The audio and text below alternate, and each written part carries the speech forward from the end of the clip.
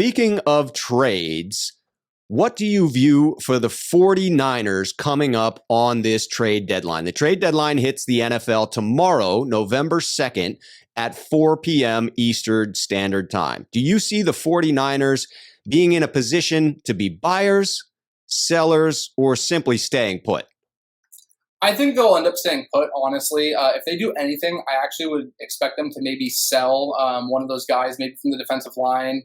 I want to make it clear I'm not advocating for this. I think they should keep the D-line depth that they have. I think it's one of the strengths of the team. If they were to get a fifth-round pick offered for a guy like Katavius Street, Kevin Givens, or someone like that, well, I really like those players. I wouldn't fault them for wanting to move them just simply to build the assets that they, don't have going forward due to the cupboard is bare. But I'm not a huge fan of in-season trades unless you are going to make a big blockbuster deal.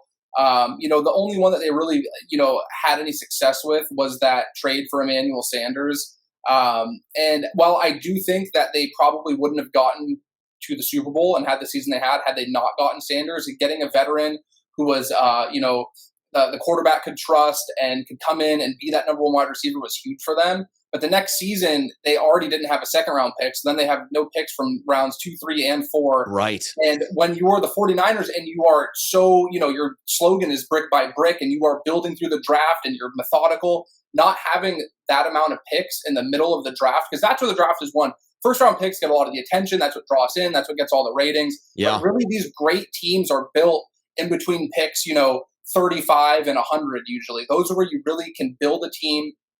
That's where you really get the strength of a roster when you're building these Super Bowl contenders. So I just don't and that's my thing going forward of why I wouldn't want the 49ers to really be buyers at this point, because A, they don't really have the capital to part with, and B, I don't see them as being a player away. That trade for Emmanuel Sanders, I think, was worth it because you could make the argument, like I just mentioned, they probably don't get as far as they do without his services that year. Right. You probably don't make the Super Bowl without Sanders. Exactly. So I think that was something that you could justify the cost there. But this year, I don't see them as being a team that's just a player away from the Super Bowl. I've been steadfast in my belief that if they can get to the playoffs, maybe win a game in the playoffs, but even just getting to the playoffs to me would be a major victory. It lays the ground for some consistency, which they haven't had in the last 25 years when they've been a team that sparingly made the playoffs.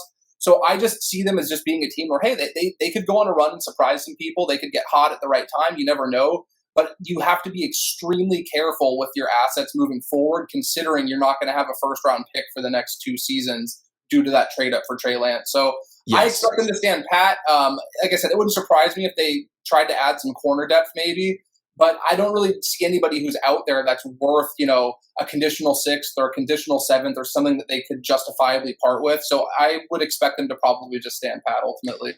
Yeah, to your point with the Emmanuel Sanders trade, that was absolutely of value to the 49ers because of the lift it gave them in season. But it was painful the next year when you had him move on to another team and the loss of the draft capital. You would think that memory stuck with John Lynch on draft day being out there. And I think that the same thing can be said for moves that we made last year in 2020 to stay afloat, that there were some Band-Aids we applied where we hurt ourselves in the future. And for me, I would hate to see the 49ers hurt future seasons by doing something where they're trying to stay relevant this year in an effort that may be a bit misplaced. Because to your point, they're not just one player or one missing piece away from being relevant. As I looked at it, in order to buy, you've really got to feel that you're that one piece away. And I think we're in agreement that they're not. In order to sell, they would have had to lose to Chicago. It would have to have felt that the season was beginning to slip away. And then I thought you would see a bailing on the one-year deals for anyone that had value to a contender that didn't forward into the plans for the San Francisco 49ers going forward. If they didn't plan to re-sign someone on an expiring deal, then time to try and get what you can so that you can replace that body, because I believe they only have 31 players under contract for next season. I see them as staying put, barring a couple of cheap moves. I tried to look for a cheap defensive tackle. I thought to myself, with Kinlaw going down, you really do need to increase your stoutness against the run there. But when I look at guys on 1 year or expiring deals, the type of player on a team that might be interested in dealing, like Shamar Stephen on Denver, like it's not a player that's anything more than a role player, right? There are no studs available at this time. I certainly think that you're right in looking toward the cornerback room. And, I mean, it's funny, but 49ers fans continue to call for Jimmy Garoppolo to get traded. I think they have to resign themselves to the fact that the 49ers are most likely, barring a crazy offer from somebody, going to be staying pat at the quarterback position. Yeah, and that's something where I would actually have an issue with it if they did move him for like a fifth or a sixth at this point, because it Agreed. totally, you based your entire offseason, a lot of your free agency decisions, a lot of your entire, philosophy going into this year was based around having Jimmy here and that $26 million that's tied to him.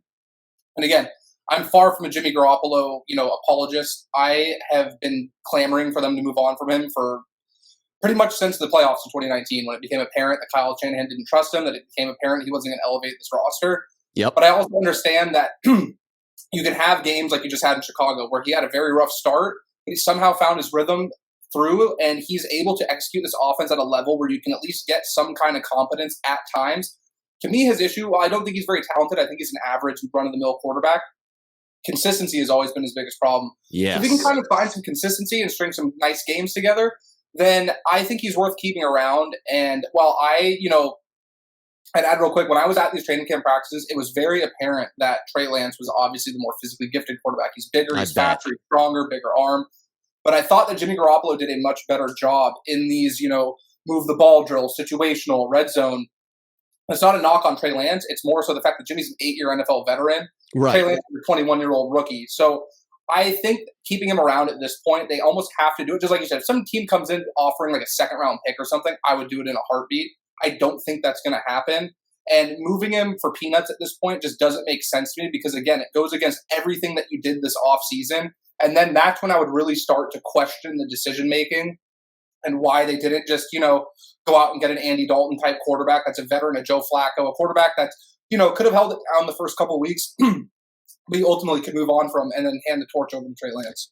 Yeah, that was my point with the strategy as well. It sounds like we're aligned on that theory, because I looked at where was the issue for the 49ers when the story came out of the Seth Wickersham book that, we turned down a second at the draft, and fans were in an uproar. And I get it. That's an emotional response of hindsight is 2020 looking back. But once you had gotten to the draft, it was too late. If you want to criticize the moves by the 49ers, that criticism is due earlier in the offseason when they came up with this idea of attempting to win right now and build for the future. That was the flawed strategy in my book, and what you should be criticizing if you don't like the fact that Jimmy G is still on the roster. Once they decided that course of action, we were basically committed to Jimmy G and his health throughout 2021, because they knew basically what they had from Trey Lance.